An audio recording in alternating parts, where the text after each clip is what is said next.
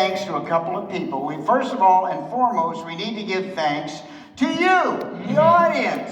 Without you, we'd be nowhere. Yeah. Thank you for watching the show. But we also have to thank Warner Brothers, Consumer Products. We also have to thank Steven Spielberg, Hamlin. But we, contrary to what many of you might be thinking, Rob and I were not the only two people who worked on Animaniacs. Well, the only two who matter. Come on. Yeah, certainly within earshot, right? But no, we had an amazing set of producers on the show. We had an amazing group of writers on the show. Incredible. Then the artists, and they're broken up to people who do colors, they do character design, they do backgrounds, they do storyboards, and then they do animation. These are incredible people. It's about 180 people to do each half hour. Exactly, and then also we had the finest musicians. They play all the movies. They were an incredible orchestra that we had. And we also were blessed with the finest voice talent in Hollywood. We had Tress MacNeille, who played Dot. Tress is arguably the most successful voiceover female artist in history. That's right. Done 500 episodes of The Simpsons, all of Futurama. I mean, just one show after the other. We had Jess Arnell. We had Maurice LaMarche. Yeah. I mean, amazing. We had Frank Welker, and then guest stars. Bernadette Peters. Carrie Elways. And by the way, Rob, yes? You were good too. Well, thanks. Rob was the lead in Animaniacs. Rob was Yakko. Yeah. You guys have excellent takes. Thank you very much. Appreciate that. Now, you played several other roles. I did. Now, how many of you know of two little mice that every day they tried to take over the world? Yeah. Rob is Pinky. Norm. He's the voice of Pinky.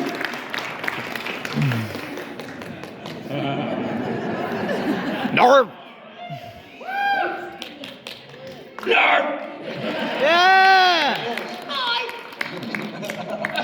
And how many of you know? Listen, now wait, before I go any further, did you do the voice of Dr. Scratch? Yeah, I was the Dr. Scratch and Sniff, the studio P psychiatrist. I was him as well. I've always wondered where you guys come up with these. Where'd you come up with that voice? I stole it from a dead guy. I mean, who's that? If you're gonna steal from someone who probably can't go after you.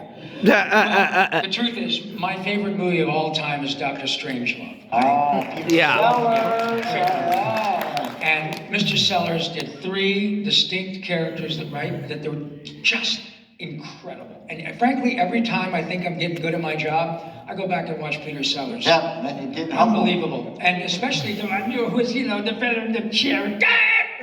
I stole that from him because I figured, you can't take it back. Thank you, Peter. That guy can't say, so now you know where Dr. Scratches came from. But how about, how many of you know the Teenage Mutant Ninja Turtles? Yeah. Rob is not one, he's 2. He's 50% of the Ninja Turtles. Yeah. I figure if I live to be 100, I can knock them all out. Turtles obviously live a long time. I look like a cross between a Chia Pet and a Q-tip. Anyway, by the way, for those of you out there who are of a certain age, that is to say, our age, we have to thank any of you, or I should say I do, for buying Teenage Mutant Ninja Turtle action figures and all sorts of stuff for your children. Honestly, as a result of your largesse, my kid's teeth are straight today. Thank you so very much. That you've had on his life. Now, how many of you know a great little show called Jimmy Neutron? Yeah. Guess who was Carl Weezer? Hi. I'm Carl, and I got a crush on Mrs. Neutron.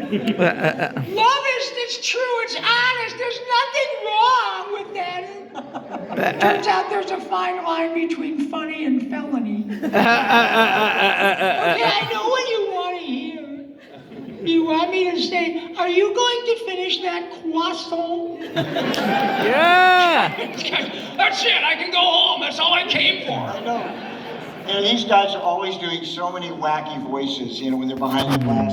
I just kept writing all these wacky songs for Rob, and one day it came, I thought, what if instead I did like a sweet song, just for a change of pace, instead of some like little wisecracking song? What's in the context of Animaniacs? Yeah, well, I was thinking like a Disney song. Like, I mean, I've written a ton of stuff for Disney, so I thought, what if, like, it's a rainy day, and the kids are trapped inside the water tower where they live and they can't go out and play because it's raining. And little Dot's looking out the window, right? And the little raindrops are hitting the glass. Ooh, Rob does our Foley too. No charge. And so we would just track a little drop of water, hit the pane, it went down and landed in the stream, and we just follow. Would you like that? Following a little drop of water and see how it interacts with the plants and the trees? It's a very sweet, beautiful song, right? Yeah. So I wrote it.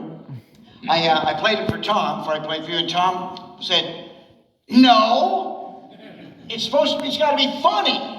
So I liked the song, so we thought, well, what if Dot is trying to sing a sweet song, but her brothers, Yakko and Wacko, are heckling her and ruining the song? Now you're talking. Now we're talking. So imagine, if you will, we're looking across a meadow, not one like yesterday, where we see the rain falling, and we look down the camera at a puddle. And the drops are hitting it, making the little ripples in the puddle. It goes, "It's raining, it's pouring, go sing a song that's boring."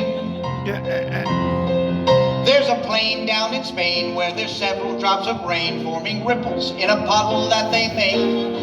And that puddle grows beyond into something called a pond, spreading outward till it turns into a lake. And when that lake springs a leak, then it forms a little creek, which goes rushing down and turns into a stream. And the water keeps on flowing, so the trees keep on growing in a pattern that is showing nature's scheme.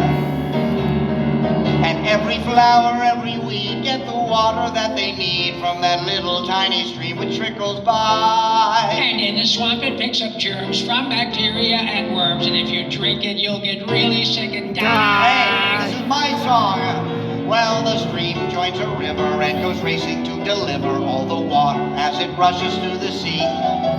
Then it pours into a bay where it's quickly swept away to the ocean filled with motion swirling free.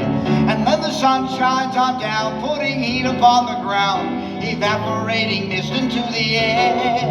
And the water starts to rise as it lifts into the skies, and soon there is rain on that plain down in Spain. And that rain is a pain, so why don't they build a drain?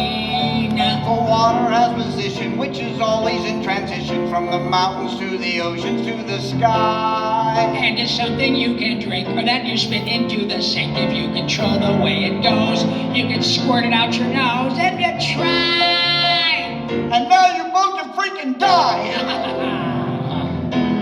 That's right. See?